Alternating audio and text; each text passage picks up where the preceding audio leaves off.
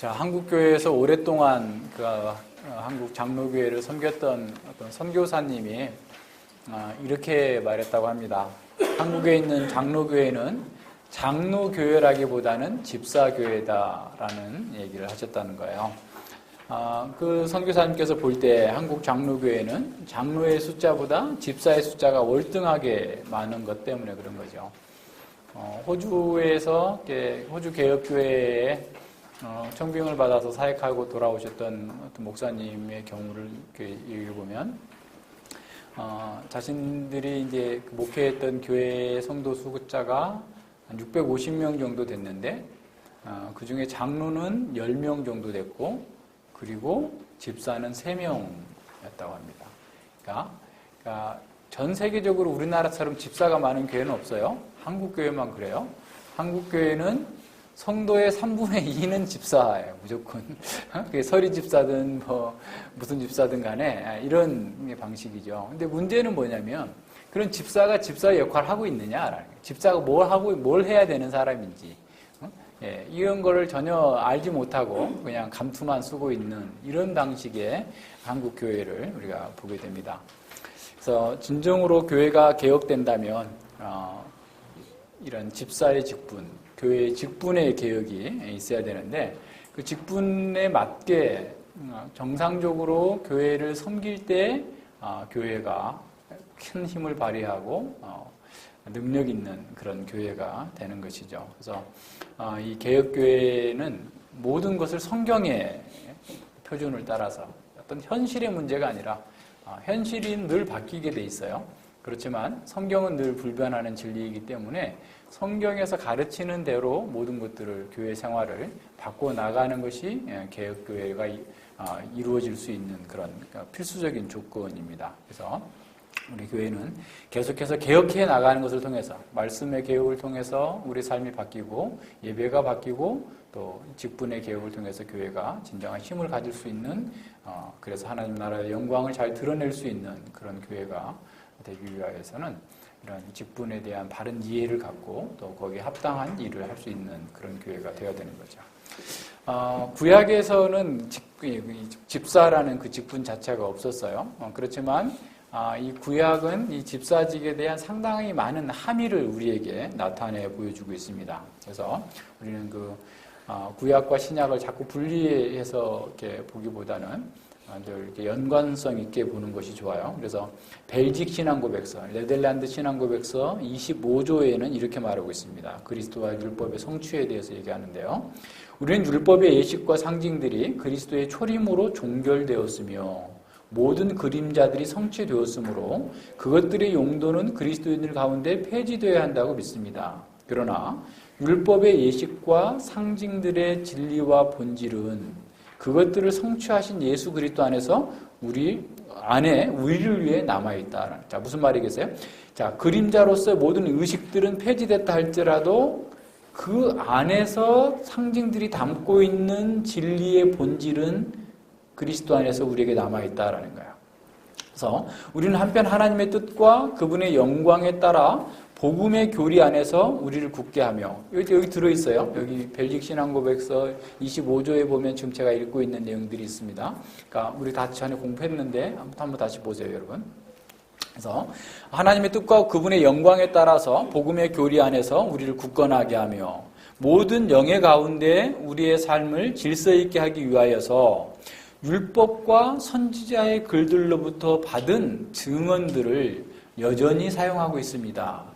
자, 다시 한번 볼까요? 자, 구약의 율법은 그리스도 안에 성취되었지만 우리는 그 복음의 교리 안에서 굳건하게 하고 우리의 삶을 질서 있게 하기 위해서 율법과 선지자로부터 얻은 증언들을 사용해야 된다라는 거예요. 무슨 말인지 아시겠죠? 거기가 담고 있는 그 진리들이 우리 안에 여전히 유효하다라는 거예요. 따라서 우리는 율법과 선지자의 글에서 증거하고 있는 이런 집사의 직무, 그러니까 구약에 나타난 집사적 역할이 어떤 거냐, 이걸 한번 살펴볼 필요가 있다라는 거예요. 그러면 신약에서 나타나고 있는 집사의 일이 무엇인지를 좀 더 명확하게 이해할 수 있기 때문에 그런 거죠. 구약 성경 곳곳에서는 가난한 자들, 압제받는 자들, 나그네와 고아와 가부들 이런 사람들을 특별하게 보살필 것을 가르치고 있습니다. 하나님께서 그분의 자신의 백성들 가운데에서 궁핍한 자들에 대한 책임과 의무를 다하도록 그 백성들에게 명령하신 거죠. 그래서 율법으로 아예 제정해 주시면서 그들에게 이런 가난한 자들을 도우라라고 하는 거죠. 그래서 율법을 정말 온전히 행하면 이스라엘 가운데에는 가난한 사람이 아무도 없어야 되는 이런 상황이에요. 그래서 신명기 15장 4절에 보면 이렇게 말씀합니다. 내가 만일 내 하나님 여호와의 말씀만 듣고 내가 오늘날 내게 명하는 그 명령을 다 지켜 행하면 내 하나님 여호와께서 내게 유업으로 주신 땅에서 내가 정령 복을 받으리니 너희 중에 가난한 자가 없으리라. 그게 원래 정상적인 거야. 그러나 사람들이 율법을 다 지키지 못했죠. 또 못할 것을 알고 계셨어요. 그래서 그들에게 불순종할 것을 내다보시면서 또 그러나 그런 어려움들이 처할 것을 알면서 신명기 15장 11절에서 이렇게 말씀합니다. 땅에는 언제든지 가난한 자가 그치지 아니하겠는 거로 내가 내게 명하여 이르노니 너는 반드시 내 경내에 내 형제의 곤란한 자와 궁핍한 자에게 내 손을 펼칠지라 그랬어요. 그러니까 궁핍한 자들을 잘 보살피라는 거죠. 출애굽기 22장 22절과 24절에서도 고아와 가부, 가난한 자, 억압받는 자들에게 잘못하게 되면 괴롭히게 되면 하나님께서 진노와 보복하시겠다라고 말씀하시기도 합니다. 그러니까 하나님께서 이렇게 궁핍한 자들에게 특별한 관심을 보이신 이유는 이스라엘 백성들 또한 애굽에서 그렇게 가난하고 억압받고 핍박 가운데 있었던 사람이었다라는 사실을 기억하고 그 가운데서 하나님께서 정말 구속해 주셔서 그들에게 자유와 안식을 주셨기 때문에 그 하나님께서 구원한 그 백성들은 하나님께서 나의 보배다라고 말씀하셨는데 바로 그런 하나님께서 귀하게 여기는 그런 사람들에게 멸시를 당하고 핍박을 받고 고난을 당하게 해서는 안 된다라는 것이 전체적으로 이렇게 그 전제가 되어 있는 것이죠. 그러니까 하나님과 언약을 맺은 언약의 백성들은 또 그 누구에게라도 어떤 종의 멍에를 지거나 압제의 멍에를 매지 않도록 하라라는 거예요. 하나님께서 그들에게 왕 같은 제사장 같은 거룩한 나라로 삼으셨기 때문에 그들이 비록 어떻게 살다 보면 고아가 될 수도 있고 과부가 될 수도 있고 어려움에 처한다 할지라도 그들이 그 어려움 때문에 다시 종의 멍에를 매서 고통당하는 일이 없도록 하라라는 겁니다. 그래서 소외감이 없이 모두가 다 하나님 안에서 자유와 안식을 누리기를 원하시는 것이 하나님의 율법을 통해서 잘 드러났었던 것이죠. 그래서 이스라엘 백성들은 늘 이렇게 율법을 지키는 것이 하나의 어떤 기계적인 또는 어떤 자신들에게 짐으로서가 아니라 하나님께서 구원해 주신 그 구원의 감사의 내용으로서 감사의 표현, 하나님을 찬양하는 표현으로서 율법을 순종하는 삶을 살도록 되었던 것입니다.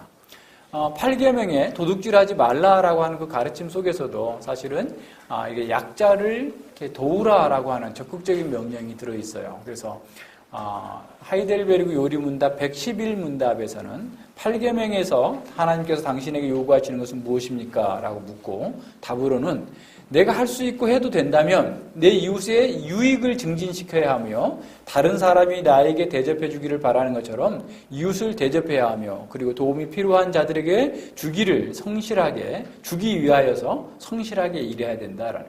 단지 도둑질하지 않는 것으로 그치는 것이 아니라 이웃에게 선을 행하기 위하여서 더 열심히 일해서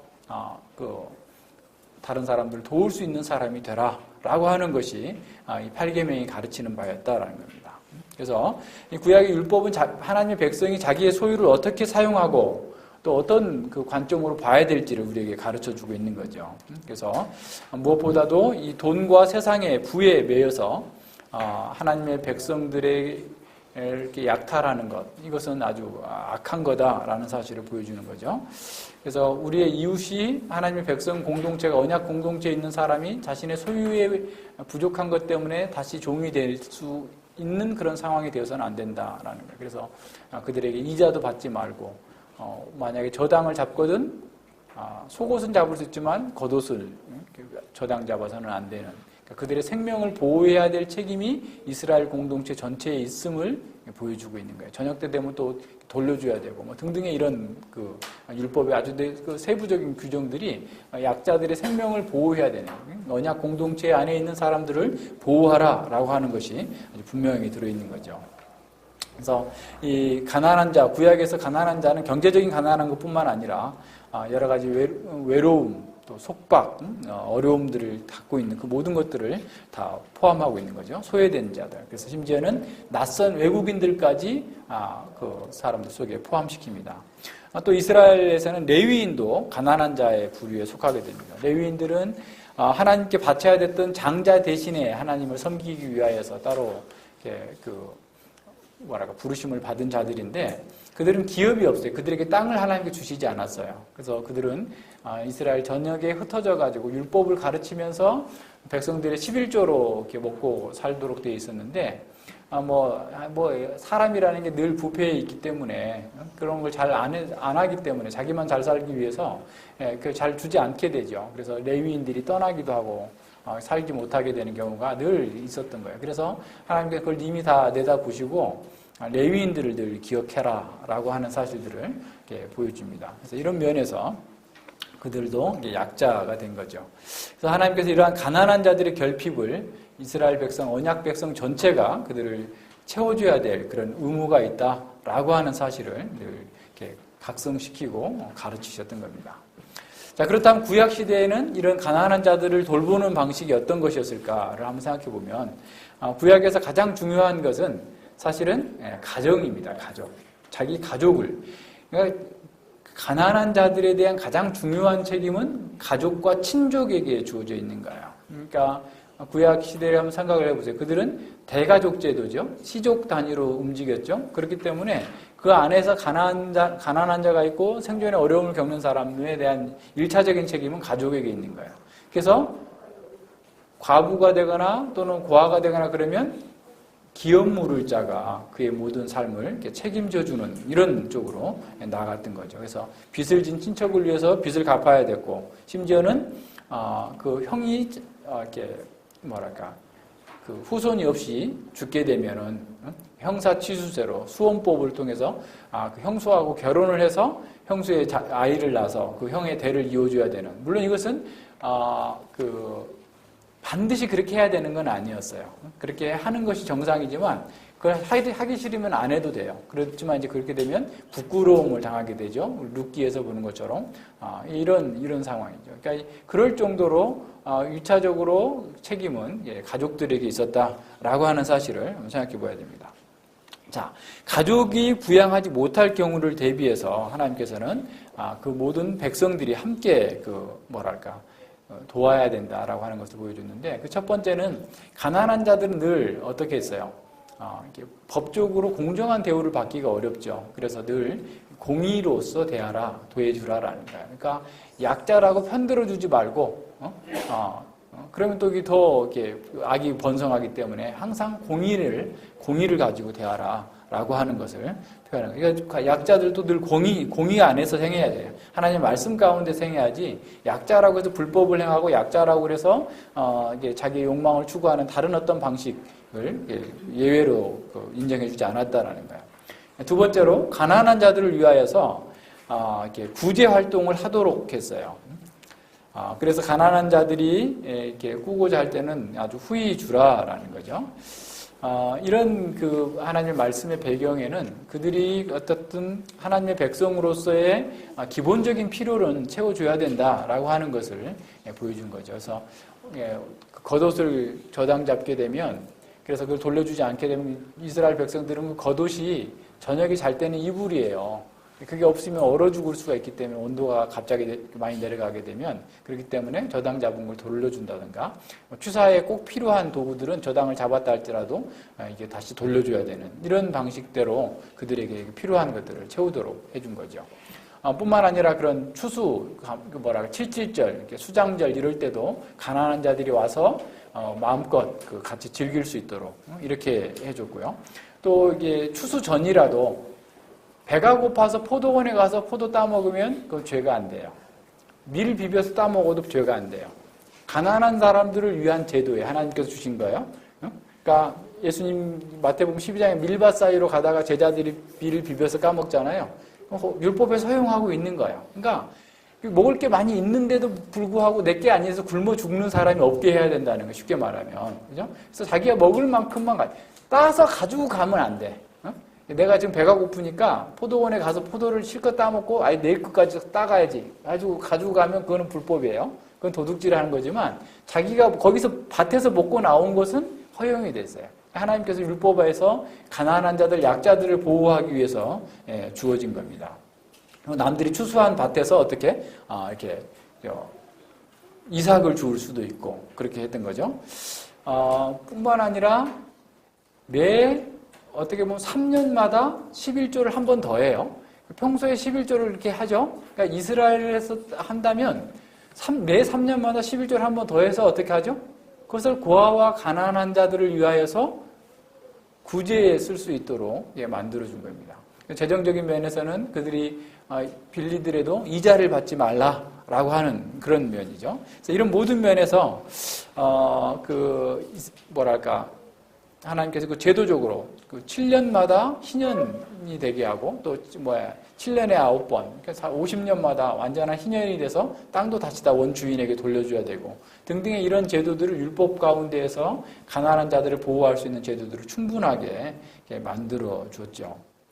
이러한 그 율법적인 보호의 의도는 내 이웃을 내 몸처럼 사랑하라라고 하는 그런 전제가 깔려 있는 겁니다. 그러니까 레위기 그 19장에서 말씀하고 있는 것처럼 그럴 정도로 이웃을 사랑하는 그런 방식, 언약 공동체 안에서의 책임을 강조해주고 있었던 것이죠. 그래서 율법은 한편으로서는 경고하고 한편으로서는 동기를 부여하면서 이스라엘 백성들이 도달해야 될 목적지가 어디인지를 분명하게 보여주는 거예요. 그래서 공동체가 서로 사랑 안에서 연합하고 생명적 연합을 통해서 하나님 나라의 사명을 이루어 가도록 한 것이 율법의 근본적인 취지였던 것이죠. 그래서 늘 이렇게 하나님 백성들은 율법 안에서 행하는 것을 통해서 공의와 사랑이 늘 충만케 되어지는 그런 사회를 이루도록 한 거죠.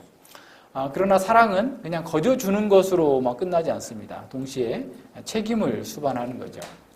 자, 하나님께서는 가난한 자들에게 자신들의 먹을 것과 마실 것을 또 그 수입을 위해서 일하도록 요구하셨다는 점을 놓치면 안 돼요.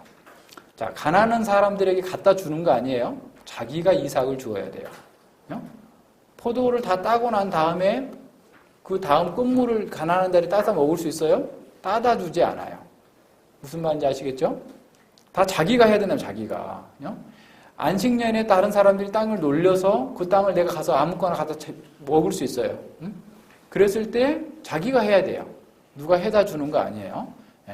자, 늦도 아침부터 밤늦게까지 수고해야만 겨우 하루 종일 일해야 일주일치 먹을 것만큼 한 거야. 그것도 아주 많이 일부러 남겨줘가지고.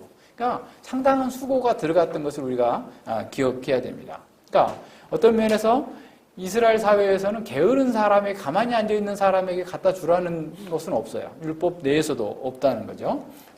왜냐하면 이렇게 구제하는 것이 경건치 못한 행실을 부추기는 것이 되기 때문에 그래요. 게으른 사람한테 뭘 갖다 주게 되면 오히려 그것은 이웃을 사랑하는 것이 아니라 오히려 이웃을 해롭게 하는 것이 되죠.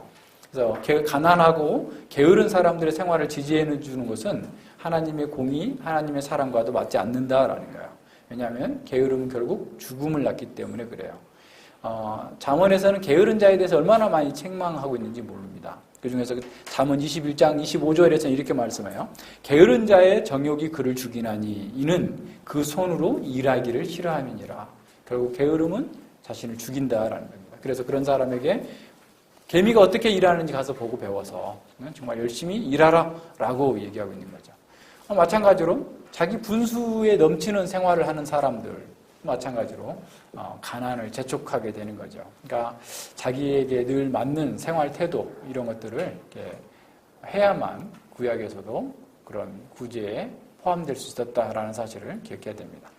왕이나 국가가 맡은 어떤 사회보장 제도는 구약에는 없었어요. 다만 이제 왕은 늘 율법적인 공의와 사랑이 온 백성들 속에 늘 이렇게 스며들어 갈 수 있도록 가르치고 통치하는 면에 있어서의 역할을 잘 하도록 했었던 것이죠. 그래서 그런 의무가 잘 실행될 수 있도록 하는 거예요. 그래서 이제 그 예스겔 16장에 보면 그 북이스라엘의 멸망을 얘기하시면서 어떻게 말씀하시냐면 그들이 부유하면서도 가난한 자들의 필요를 채우지 않았기 때문에 그들이 멸망했다라고 얘기하는 거예요. 그러니까 공동체 전체가 가난한 자들에 대한 우리 이제 호세아서도 봤고 아모스에 그게 아주 두드러지게 드러나는데 가장 잘 살던 여로보암 2세 때 가장 잘 살던 북이스라엘 때에도 사람들이 자신들은 아무 필요도 없는데 가난한 자들의 옷을 빼앗고 그래서 그냥 그 사람들은 죽을 수 있는 상황인데 자기들을 방석으로 쓰거나 쓸모없이 재산을 모으는 것이 자신들의 어떤 그 향락을 즐기는 것의 하나의 방편으로 사용하고 있는 이런 그 태도들이 나타나는데 에스겔 선지자의 그 고발을 보면 그들이 공동체 전체적으로 언약 백성 전체적으로 가난한 자들을 갖고 있으면서도 주지 않았다. 한번 찾아볼래요? 에스겔 16장 49절입니다. 그러니까 이런 면들을 우리가 잘 살펴보면 구약에서 하나님께서 그 백성들에게 요구하셨던 그 율법의 요구가 얼마나 그냥 말로만 그런 것이 아니라 실제적으로 그들에게 문제를 야기시켰고 그 율법의 원리를 저버림으로써 심판당했다라는 사실을 보여주는 거예요. 자, 보세요. 49절 16장 내 아우 소돔의 죄악은 이러하니 여기서 소돔은 북이스라엘을 얘기하는 거예요. 그와 그 딸들에게 교만함과 식물의 풍족함과 태평함이 있으며 또 그가 가난하고 궁핍한 자를 도와주지 아니하며 다시 말하면 자신들은 잘 먹고 잘 살고 있는데도 불구하고 가난한 자들에 대해서 악을 행하고 오히려 그들을 도와주지 않았다라는 거예요. 그러면서 이제 50절에서는 거만하여 가증한 일을 행한 것, 그러니까 뭐 온갖 음행을 행한 것 이런 것들을 다 포함해서 말씀하고 있는 겁니다. 자, 이런 그 말씀들 뒤에 이제 포로기 상황 속에서 이스라엘 백성들이 죽을 뻔하다가 한꺼번에 죽을 뻔하다 살아난 때가 언제예요? 에스더서에 나타나는 그 불임절을 정할 때죠. 그래서 불임절을 정하면서 불임절 통해서 이스라엘 백성들에게 어떻게 말을 하냐면 잔치를 베풀고 에스더 9장 22절인데요. 잔치를 베풀고 즐기며 서로 예물을 주며 가난한 자를 구제하라. 가난한 자 구제가 나와요. 느헤미야 8장에서도 보면 율법을 낭독하고 온 백성들이 회개하며 잔치를 베풀면서 가난한 자들에게 구제하고 있음을 나타나 보이게 됩니다. 시간이 흐르면서 회당 안에서는 이런 율법의 원리를 따라서 가난한 자들을 돕는 제도화된 기구가 생겨나요. 이 중간기 때. 그래서 어떻게 하냐면 금요일 날, 그들이 토요일이 안식일이니까 안식일 전날에 회당에서 그 일을 맡은 사람이 각 집에 다니면서 음식을 걷거나 또는 돈을 걷어가지고 가난한 사람들의 끼니를 해결할 수 있도록 만들어주는 제도가 회당에서 자리를 잡은 거야.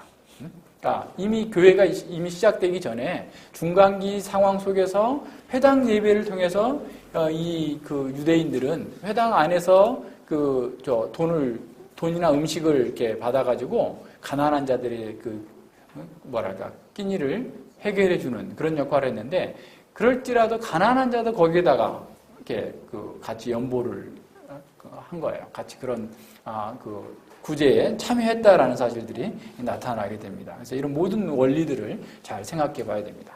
자, 이제 신약으로 넘어오면요.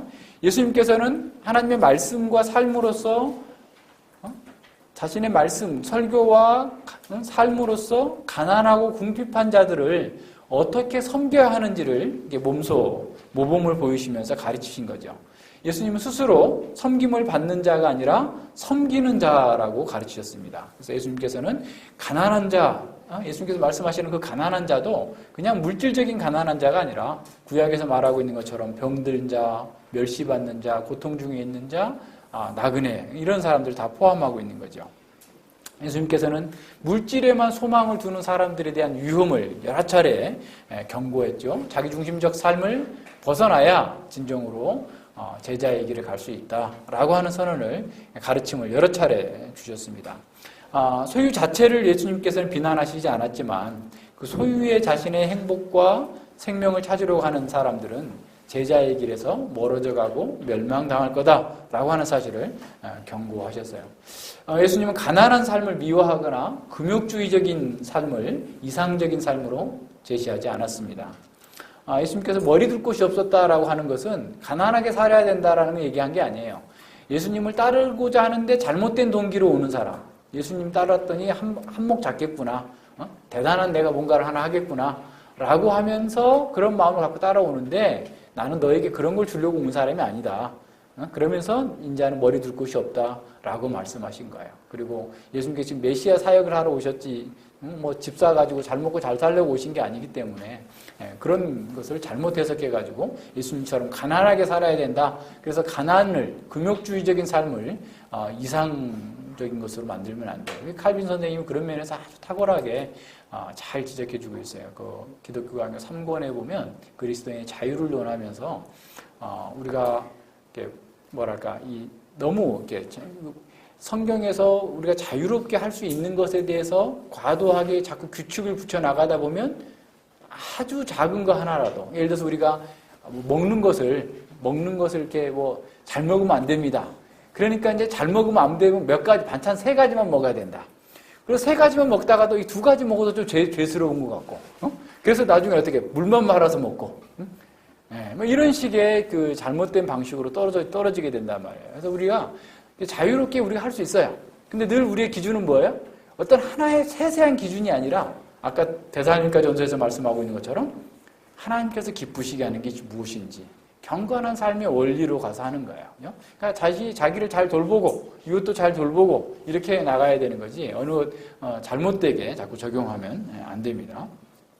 자, 예수님께서는 고아와 과부의 그 과부의 2렙돈 되는 헌금도 칭찬하셨어요. 그럼 무슨 말이겠어요? 가난한 사람들도 어떻게 이웃을 구제할 수 있다라고 하는 그런 것들을 보여주고 있는 구약의 원리를 사실은 확인해 주는 것뿐입니다. 그러니까 구약에서도 제사제도에서 아무리 가난한 사람도 어떻게 하죠? 비둘기라도 잡아서 제사로 바쳐야지 그걸 안 할 수 없다라는 거예요. 쉽게 말하면. 그러니까 이런 모든 사람들이 포함이 된 거죠.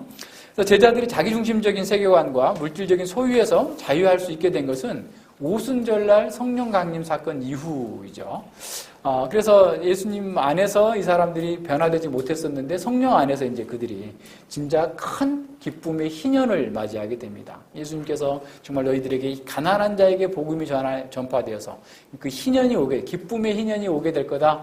억압과 압제와 고통 속에 있는 사람들이 기쁨을 누릴 것이다라고 자신의 사역을 누가복음 4장에서 규정했었는데 드디어 이제 성령께서 오셔서 그들에게 진짜 기쁨의 희년을 준 거죠. 그래서 그리스도 안에서 그들은 죄와 사단의 종살이에서 해방되었고 기쁨 가운데에서 자신의 있는 모든 소유를 자기 것이라고 여기지 아니하고 주님의 것입니다. 주님께서 원하시는 대로 사용하겠습니다. 그래서 사도들 앞에 팔아서 가져와서 가난한 자들을 구제하는 데 적극적으로 헌신적으로 사용했던 그런 사람들이죠. 그래서 이 초대교회는 하나님의 말씀 가운데에서 자신들이 누구인지 선한 청지기로서 자신들의 소유를 사용할 줄 알았고 교회 가운데에서 기쁨으로 그 모든 것들을 나눌 줄 아는 그런 사람들이 된 겁니다. 그래서 구약에서 보여줬던 그 이웃사랑의 진정한 그런 그 실천이 거기서 보이죠. 그럼에도 불구하고 5장에 가서 보면 아나니아와 삽비라 사건은 자신의 소유를 또 사랑하면서도 교회의 명예를 얻기 위한 그런 탐욕적인 행위를 한 것에 대해서 하나님께서 징벌하고 있음을 보게 됩니다. 구약에서처럼 신약에서도 이 구제에 있어서 가족의 역할이 가장 우선적입니다. 디모데전서 5장 3절과 4절 그리고 8절을 한번 보십시다. 그러니까 이런 면에서 구약과 신약은 하나의 완전한 연속성이 있어요. 참 과부인 과부를 경대하라. 만일 어떤 과부에게 자녀나 손자들이 있거든 저희로 먼저 자기 집에서 효를 행하여 부모에게 보답하기를 배우게 하라. 이것이 하나님 앞에 받으실 만한 것이다. 먼저 가족들 가운데에서 효를 행함으로 어려운 가난한 자들을 도우라는 거야. 8절에 보세요. 누구든지 자기 친족, 특히 자기 가족을 돌보지 아니하면 믿음을 배반한 자요 불신자보다 더 악한 자니라.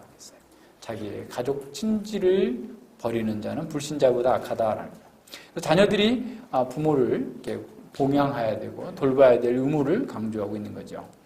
5장 16절에도 보세요. 디모데전서 5장 16절에도 보면 가족이 가장 먼저 해야 된다라고 그래요. 만일 믿는 여자에게 과부 친척이 있거든 자기가 도와주고 교회로 짐지게 말게 하라. 짐지지 말게 하라. 이는 참과부를 도와주게 하려 함이라. 그래서 참과부의 기준도 굉장히 엄격하게 다뤄요. 나이 60세 이상이 되지 아니하면 안 되고 등등의 이런 것들을 쭉 다루는데 1차적으로 신약에서도 가족들에 대한 그 구제의 책임은 가족에게 있다라는 사실을 보여줍니다. 자, 가족이 그걸 할 수 없을 때 구약에서 마찬가지로 교회가 그것을 책임을 져야 되는 거죠. 교회가 책임을 진다고 해서 집사들이 그걸 다 책임을 감당해야 된다라는 것이 아니라 사실은 직분자들은 그러한 모든 성도들이 그런 일에 자발적으로 잘 참여할 수 있도록 함께 그 일을 해 나가는 것이죠. 그리고 예를 들어서 예루살렘 교회가 어려움을 겪었을 때 바울이 갈라디아 교회, 마게도냐 교회, 아가야 교회에서 헌금을 이렇게 모아다가 연보를 모아다가 이 예루살렘 교회를 도왔던 것처럼 우리 시대에도 보편 교회로서 우리 안에서만이 아니라 중국에 있는 교회, 또 지방에 있는 어떤 교회, 해외에 있는 어떤 교회들이 어려움을 겪고 있다고 한다면 예를 들어서 우리가 충분히 함께 그 일을 해 나가야 되는 거죠.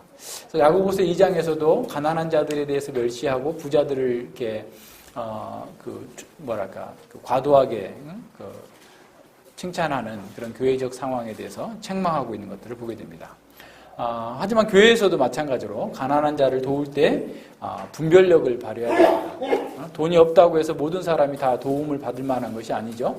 그 좋은 예가 데살로니가 후서 3장에 나타나죠. 일하기 싫거든 먹지도 말게 하라.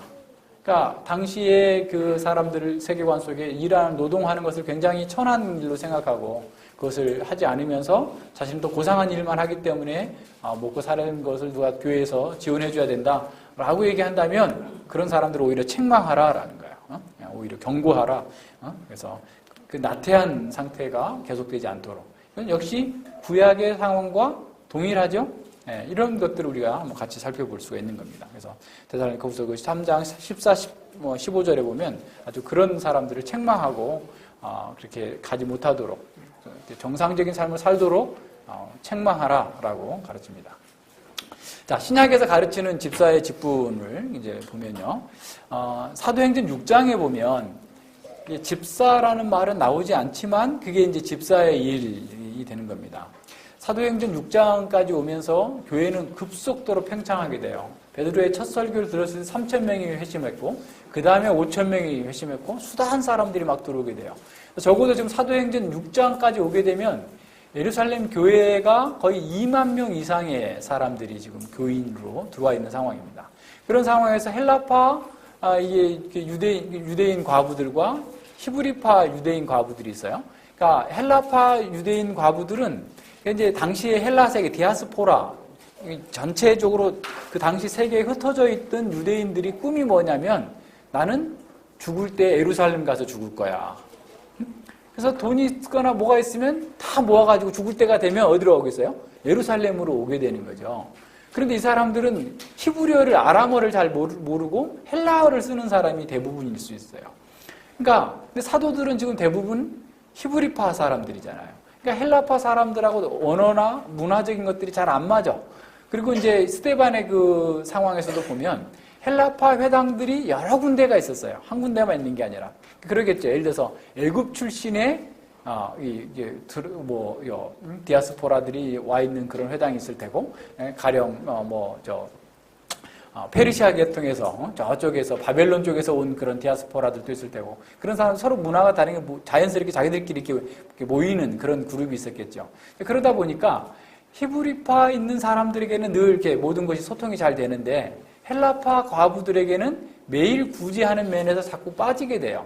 그러게 되니까 이제 불평이 일어나게 된 거죠. 그래서 이제 사도들은 자신들의 과오를 이렇게 솔직하게 인정합니다. 우리가 잘못했다. 자, 그러면 어떻게 할 거냐? 너희들이 지혜가 있고 성령과 믿음과 성령이 충만한 사람, 칭찬 듣는 사람 7을 뽑아라. 그래서 교회가 뽑아요. 뽑는데 교회가 놀랍게도 대부분 그 뽑힌 7사람이 헬라파 크리스찬들이에요. 헬라파 유대인들이에요. 이런 사람들이 이제 뽑혀가지고 그걸 이렇게 잘 이렇게 돕는 거죠. 과부들을 돕고 재정출납을 돕고 이런 것들을 하고 사도들은 말씀과 기도에 전무하고 말씀으로 섬기고 그들은 또한 이런 재정적인 업무, 구제의 업무를 하고 7사람이 다 한 거 아니에요? 우리는 7사람이 다 했다고 생각하는데 7사람이 2만 명을 어떻게 하겠어요? 7사람이 대표가 있고 다 같이 협력해서 한 거예요. 그래서 개혁교회 집사가 많지 않은 거예요. 650명인데 3명이 해, 3명이. 그럼 3명이 다 일하냐? 아니에요. 3명이 다 같이 일하도록 함께 해나가는 거예요. 함께 해나가는 이런 방식이에요. 자, 그렇게 해서 그렇게 되자 어떻게 됐어요? 교회가 보세요. 하나님께서 그러니까 교회의 위기적 상황에서 사도들이 원래 맡았던 직분이 맡았던 그 말씀과 기도에 전무하고 거기 또 장로들도 있었겠죠? 장로들도 말씀과 기도에 전무하고 구제에 관해서는 집사들이 어떤 집사적 역할을 하면서 그 일에 전무하게 되니까 교회가 힘있게 또 흥황하여 나갔다라고요. 그래서 그 6장 7절에 보면 이렇게 얘기합니다. 6장 7절 한번 보세요. 6장 7절에 보면 누가는 하나님의 말씀이 점점 왕성하여 예루살렘에 있는 제자의 수가 더 힘이 많아지고 허다한 제사장 무리도 이 도에 복종하니라. 자, 교회가 직분은 자들을 잘 세워서 헌신적인 수고와 섬김을 통해서 말씀 안에서 더욱더 든든히 세워져 가니까 관망만 하고 있던 제사장들도 허다한 제사장들도 복음 안으로 들어오는 놀라운 역사가 이루어졌다라는 사실을 보게 됩니다. 그러니까 교회가 그런 직분을 세우고 직분적 역할을 충실하게 감당할 때 어떻게 되는 거예요? 교회가 흥왕하고 세워져 나가는 거예요.